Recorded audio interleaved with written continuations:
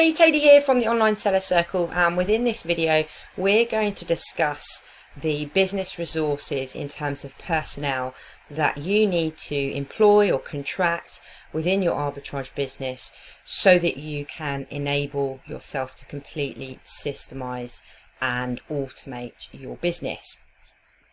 So we're going to look at various ways in which you can use third-party services, but also the types of roles that you can bring on board in terms of virtual assistants. So virtual partners that you can contract into your business from a part-time to a full-time basis, paid either for the project itself they're doing or by the hour, in order to complete the systems in terms of sourcing, in terms of purchasing, business health, etc. But we'll also cover other third-party services that you'll need to use potentially within your location, so within your country, if you're, or the marketplace indeed that you're selling in as well. Business resources you'll need to fully systemize and automate your arbitrage business, and we have quite a few of them as we discussed in a previous video, and personnel sits right at the top, and this is what this video is going to discuss. And in future videos within this series that we release, we'll also go through the other business resources that you can see here under this section that you'll need to use. Summary: you as the business owner will be the CEO or the managing director, let's say, of the business. Below you, you'll then have a senior virtual assistant team, and they'll be responsible for dealing with the reviewing and purchasing of your stock on a daily basis, as well as the business account management, so such as Seller Central, for example, and also the business health and inventory processes. Below them, you'll then have a sourcing team, so that will be virtual assistants that will be sourcing in various categories that you have selected them to work for you within and source on a daily basis. And then you may also have third-party services. And as you grow those teams, what you can then do is actually add a layer, a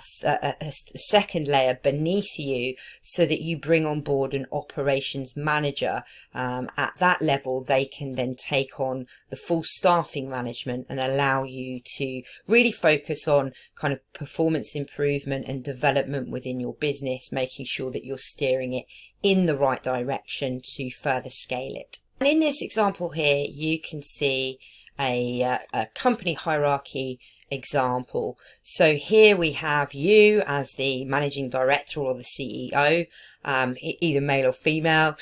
You've then got underneath yourself, you've got an operations manager, and that operations manager will report directly into you, and they will then be required to manage both your senior virtual assistant, who will review and purchase your deals on a daily basis, but they will also have a direct line to your second senior virtual assistant, who will be responsible for the inventory management, the Seller Central management of your account, and the business health. Now they too will have a team of people that they need to manage themselves. So the first senior virtual assistant will be obviously the reviewer and the purchaser, and they will be solely directly responsible for your sourcing team. Now you may have, and what we suggest is up to 4 virtual assistants who source for you within the 4 key categories. You may want to add a 5th one in that potentially uses a sourcing software, scanning software such as Tactical Arbitrage, but we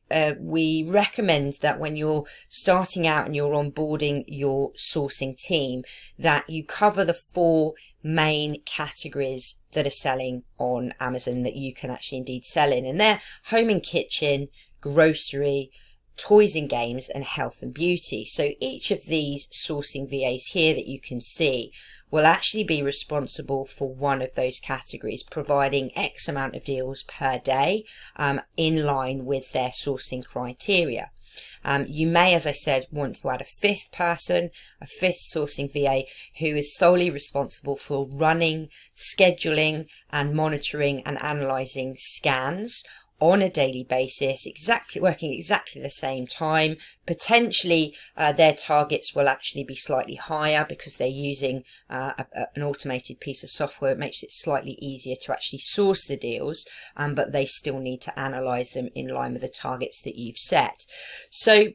that's in terms of kind of personnel from a sourcing perspective, but you also may have a deal service or deal services that are coming in on a daily basis in addition to the deals that you're receiving from your sourcing VAs. And in which case this review and purchasing manager, so this senior VA partner of yours, will be responsible for managing, feedbacking any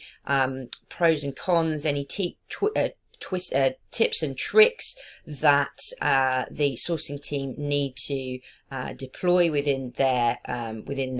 daily routine for sourcing deals, but also performance managing them and monitoring their performance on a daily basis. And you'll obviously have or need to create various documentation in order for these sourcing individuals to complete their job on a daily basis, so it's efficient and in line with your targets, and they're meeting obviously the roles and responsibilities of their role, but also ensuring that you've got documentation available and the resources required for this senior VA to actually indeed analyze and then go ahead and purchase any deals that are coming in from service providers that you're using. So they're third-party services. Virtual assistant needs quite a lot of skill set if you think about it. They need to be able to carefully shortlist all of the deals that are coming through these various channels. Now obviously the sourcing team that you have working for you are going to have their criteria, but mistakes can happen and they can source products that may not quite meet your criteria, and it's the responsibility of this senior virtual assistant to ensure that they review all of the deals by a set time per day, and ensure that they are absolutely 100% verified. There's no brand issues, there's no IP issues with regards to the products that have been sourced before they then go ahead and actually further analyze, do their due diligence, and then purchase for you. And they need to do exactly the same, maybe a little bit more work with regards to the deal services, so the deals you're getting from those service providers on a daily basis. So you can see from obviously this section here that these VAs are going to need to make sure they source against the criteria that has been set. They've got access to the documentation in order to complete their role,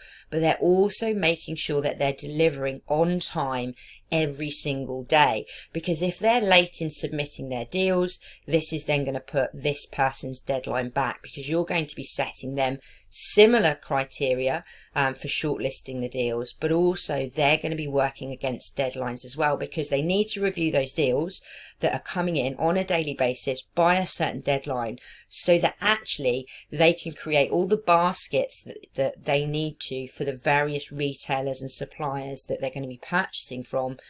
to ensure that stock is being purchased on a regular basis, which is feeding into the prep center if you're using one, and then feeding into the fulfillment centers. If you've got delays at the sourcing end, or you've got delays at the review and the purchasing end, that's going to slow up the logistics. It's going to slow up the delivery of your stock to the fulfillment centers, which in turn is actually going to have a negative impact on the amount of sales you're going to be received. So it needs to be a well-oiled machine, and everyone needs to understand what they're doing, what the criteria is, and also what the deadlines are that they need to work towards. Not only does this virtual assistant need to have good analytic skills from a stock and a product perspective, but they also need to be good at managing staff, because they're going to be, if they are within the Philippines, like we suggest and recommend actually recruiting virtual assistants from. Indeed, your sourcing partners may also be located in the Philippines, but they may not live locally to each other, so there's still going to be a remote team. So this person is going to need to have very good skills at managing a team, promoting good morale within the team, working dynamically with them, and making sure that they've got the right skill set to promote good performance, but also nip in the bud any issues that may be arising. And really, when you're first starting out, you want to start with you being responsible for creating and building your sourcing team first and having that direct relationship with them. And then when you get to a point where you haven't got the time to review and purchase all of the deals that you're receiving from your sourcing team, the next step is for you to actually onboard and recruit a senior virtual assistant that have got the right skills. Now, you could do that completely outside of the company, but what we also do is we recommend that you have a look at the current sourcing virtual assistants you've got working within your business. Do they have very good analytic experience and skill? Have they performed exceptionally well in the time they've been sourcing for you? But also, do they have good management skills? Because it's always good and it's always better to recruit and promote within rather than going externally, and you want to kind of make that decision if you've got the right person. What we wouldn't suggest is you just promote someone within thinking that they'll be good at the job. You need to make sure that they've shown a potential there, they want to actually do the role, but also then you've got to make sure that if you do promote within, you need to obviously backfill that position that they are leaving, and obviously moving into the senior role. Next virtual assistant that you would want to recruit, once you have built your sourcing team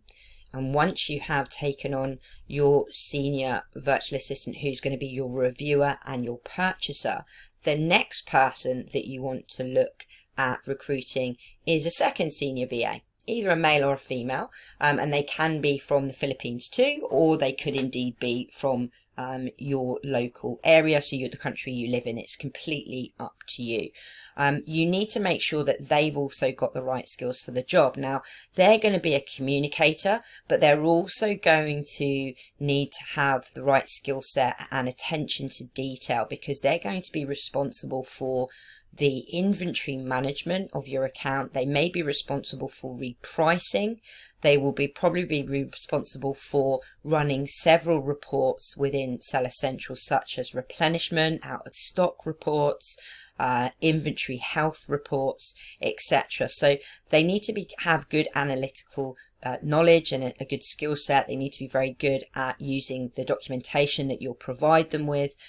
very good attention to detail, because you don't want any errors. Similarly, actually, with the review and purchaser, you want to make sure that they've indeed got a really good attention to detail span as well. Now, this individual will obviously take over the full account health processes, customer messages, policy violations, customer feedback, everything to do with the Seller Central account and the repricing processes within your business. Now, obviously, up until the point you actually recruit this person, if you think about it and you've got your sourcing team, you're using a deal service, and you've got your senior VA who's reviewing and purchasing, and you don't have any of these at the moment, you would have to then take on this role. And that's really important, is taking on the role and systemizing it yourself. So going through the steps, understanding exactly what needs to be done when, and then building that framework out, making sure that you build and you create the documentation. And once you've done the process and you've tested it, you then make sure that you tweak any documentation, and then the key steps on how to actually complete that role in full, so that when you're ready, you can then recruit either externally, or you can promote within internally. If you do the latter, make sure you always backfill, so there's never any role or area of the business that suffers in the meantime, in the interim, if you're doing that, so that then you've got the knowledge to train this individual up. They've got all access to the documentation, all the training videos that you've created, in order to fully take on the role and be flying as soon as they start.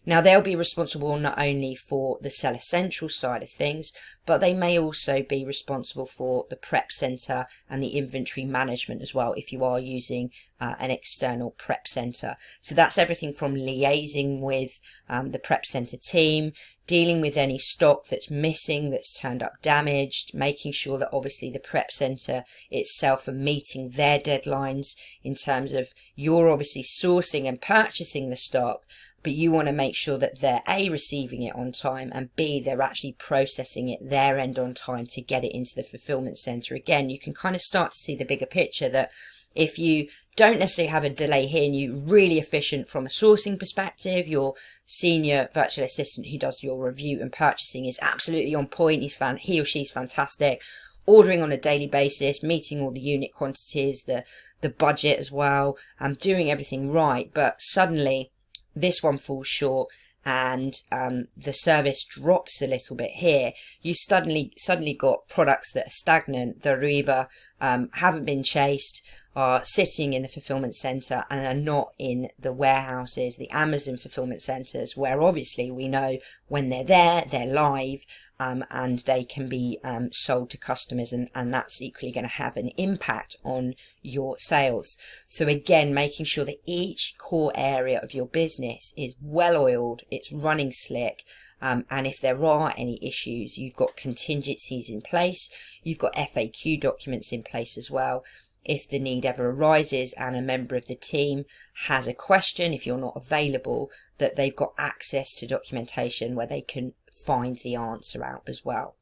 Now, this person will always also be responsible for any kind of stranded or unfulfillable inventory at the fulfillment center side. So not only do they look after the Amazon Seller Central account and the prep center if you have one, but they will also need to manage the inventory at the Amazon fulfillment centers as well. If I was to draw a line completely down here now, we've now covered obviously the sourcing team, the manager, the senior virtual assistant who's going to manage that sourcing team. And obviously once you've then done that, you've then taken on this role. And you're also a direct manager of this person. So you're directly in managing this person, they're managing these people. Once you've then backfilled this role, you can then step into an operations manager role. So these are the steps on how you would achieve this full staffing hierarchy to completely systemize and automate your business. Once you've stepped into the operations role, this is really then you being the direct line to both your senior virtual assistants, but also still having access to and communication with your accountant. And that's really important, making sure that you are on point from a business perspective in terms of profit and loss, that you understand and you've got access to that information on a regular basis via either the software that you're using that your accountant has provided you with, or indeed if you're doing the books and the accounting yourself, that you're maintaining accurate records as well, that you've got all of the stock invoices that your team is purchasing, and that's a responsibility of this senior VA, so everything is kind of running smoothly. Now you'll also, as the operations manager until you fill this role, you'll be responsible for meeting with these two senior virtual assistants on a weekly basis, and then also chairing a team meeting on a monthly basis as well, to ensure that you're assisting them within their roles, you're answering any questions, making sure that you're making them aware of any developments from a business point of view, any changes to policy, any changes to communication channels, etc., and just being there to support them to obviously help them grow the business with you. Your sales and your profit level is at a point where you can then actually take on someone either internally where you progress up. So the two main considerations would actually be either the senior virtual assistant that does the accounts and inventory and health management, or it may be the review and purchaser that you may want to promote up to this operations manager position. Again, just make sure that if you're going to do that, you ensure that you start recruitment early. And actually, if you are looking to promote, let's say, this person up, they can actually have direct responsibility or joint responsibility with you to actually recruit and train up and onboard the right person for their role. There's nothing better than actually having someone who's doing the role, because actually if they've been doing it for quite some time, they're probably going to be a lot more efficient than you are if you haven't done that role specifically for a while. I'm sure that you'll know the processes and the system that's required because you're the person that built it out. But there's nothing better than having a second pair of eyes to review the documentation and the recruitment information you get from the new person that you're looking to backfill this role in, or it could be this role, but also a second person to actually attend the interviews as well that you do. And because over time, once you actually step out of the operations manager role and into the official MD or the CEO, whatever you want to call yourself, that position, really then this new operations manager is taking on the full operation responsibility of the business for you. So they will be responsible for the recruitment going forward. They'll have direct management of your 2 senior virtual assistants, but also any policy changes, any process or system changes that need to be made,